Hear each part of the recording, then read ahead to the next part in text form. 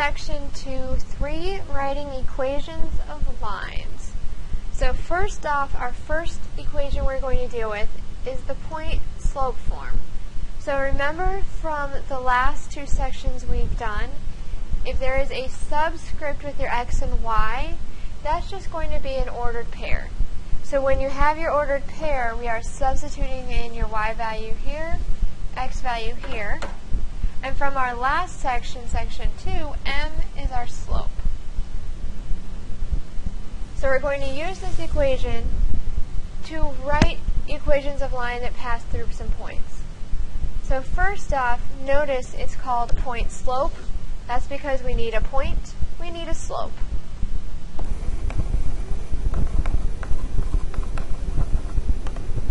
Alright, so now we want to write the equation that goes to these 2 points. First thing we need, we don't have a slope. So let's go ahead and figure out the slope between these 2 points using our formula from yesterday.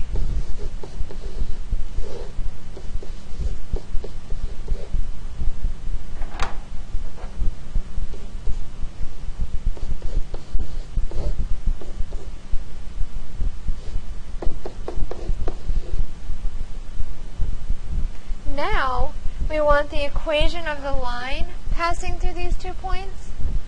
So we'll use our formula, or the form from above, y minus, and it doesn't matter which point you pick. So I'm just going to pick the first one for now. And then you'd have minus negative, so change it to positive. Or, if we use the other ordered pair, we would also have y plus 9 equals negative 15, x plus 3. Either one works. Now we're going to move on to the other main form we're going to use, which is slope-intercept form. Your m is still your slope. However, your b is your y-intercept.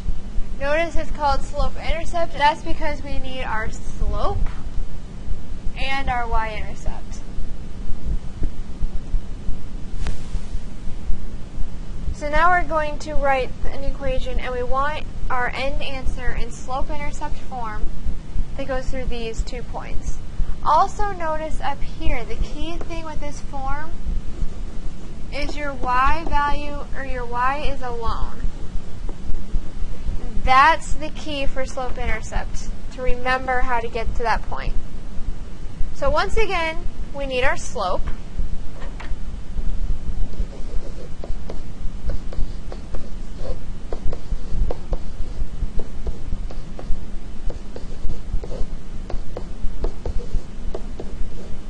So we get that our slope is 1. And now, once again, it doesn't matter which point you pick, but notice now we've got our slope and a point, so we'll use our point-slope form. But we want to end up in our slope-intercept, meaning we have to get our y by itself. So we'll distribute this 1, and then we'll add the 1 over. Now notice that's in our slope-intercept form. If you wanted to use this second ordered pair over here, you would end up with the same thing. So I'm just going to go ahead and show you so that it doesn't matter which one you pick.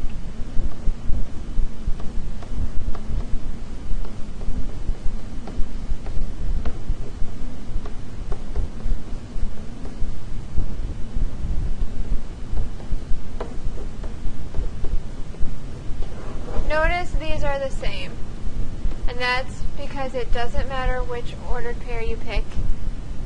Doesn't matter. So now we're going to actually use this to graph a line. So starting with our equation, we have to first get this into slope-intercept form.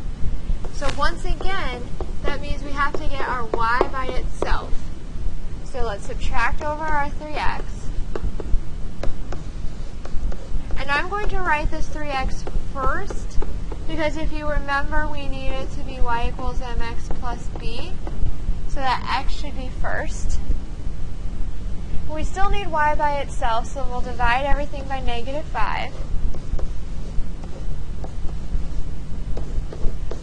For our x's, those negatives will cancel, so we're left with 3/5 x. And then 10 divided by -5 is -2. And then remember, this is our y-intercept. And thinking back to when we graphed by intercepts, that's going to be our starting point. It's where it crosses the y-axis. So right there. And then this is our slope. This is our rise over run. This tells us where to go. So from this green dot, we're going to go up 3, so 1, 2, 3, and over 5. 1, 2, 3, 4, 5.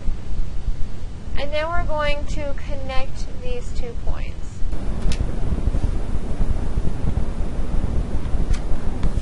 And there's the graph of our line. So it's really easy to graph a line using slope and y-intercept. The key thing is just get it to this form, and then you've got your pieces. So now find an equation of the line through a given point, but we want it perpendicular to that equation at the end. And so first off, if you remember perpendicular, we want parallel. So we're going to find the equation of the line through this point, parallel and perpendicular to that equation at the end. So first off, for this equation, we need to remember that our slope is 3. And now for parallel, remember we use the same slope. And now we've got a point and a slope, so we'll use our point slope formula.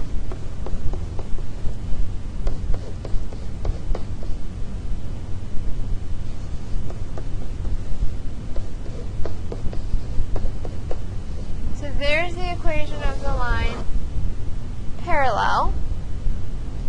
And now for perpendicular, you use opposite reciprocal. So we'll still have our y plus 1. This time, remember this was over 1, so we flip it and make it negative. Distribute that -1/3. Notice the negative times the negative is a positive. Subtract 1. 2/3 minus 1, or if you've got 2/3 of a pi, you take away a whole pi, you're down 1/3, so -1/3. General form is the way the equations are typically written. And the key things here are a, b, and c need to be integers, which means there's no fractions. And then this leading coefficient needs to be positive. And we're more worried about, given equations in this form, how we can deal with them. So first off, are these two equations, are the lines going to be parallel? So this second one's already easy. We know our slope is -4/3. Now we just have to figure out what the slope of the first one is. Easiest way to do this, get y by itself, because then we'll have it in y equals mx plus b, and our slope's right there. So we'll start by subtracting over our 4x.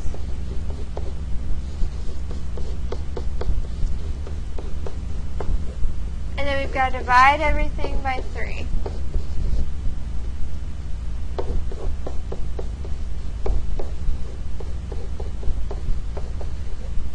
And those are the same. So yes, they are parallel. Now we're going to go into some applications of these. So we buy a computer for $2,350. It depreciates over 5 years, and at the end it's worth $200. So total, how much money did it decrease? Well, all we have to do for that is subtract. So it went down a total of $2,150. But we know this happened over 5 years. So to figure out how much it went down each year, just divide this 2,150 divided by 5 years. So we get $430 per year that it went down.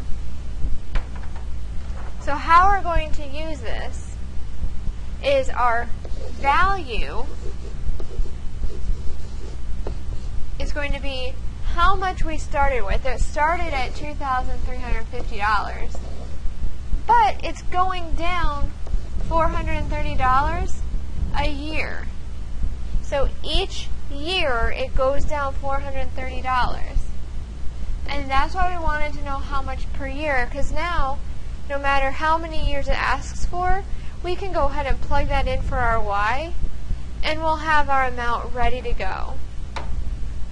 Another way of writing this is so that our variable is first, like it was in our slope-intercept. You could rewrite it like this, but these are the same. So it doesn't matter.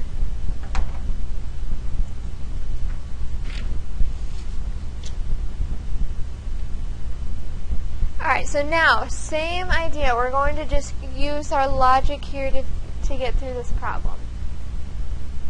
So we know that there were 575 burglaries when the population was 7,700.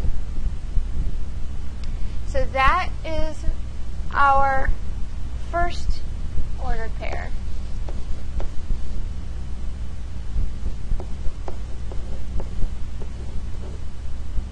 We also know then that there were 675 burglaries when the population was 87,000.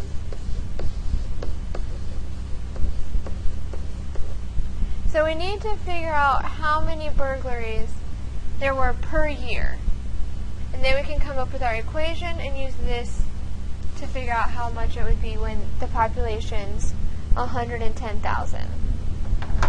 So using our slope formula, we'll have 87,000 minus our 77,000, and then 675 minus our 575, which in our numerator, notice that's 10,000 over 100.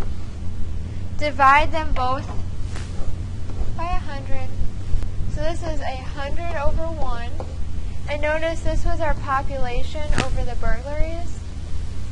So it's for every 100 people that you increase with one burglary. So that's the idea here. So now we have 110,000. So from 87,000 to 110,000, we increased by 23,000 more people. So that means for every 100 people we have one more burglary. So if we divided this by 100,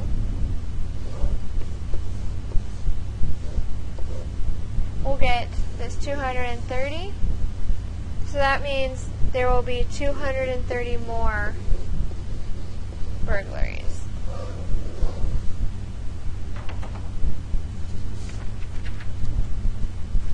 And that is all for section 3.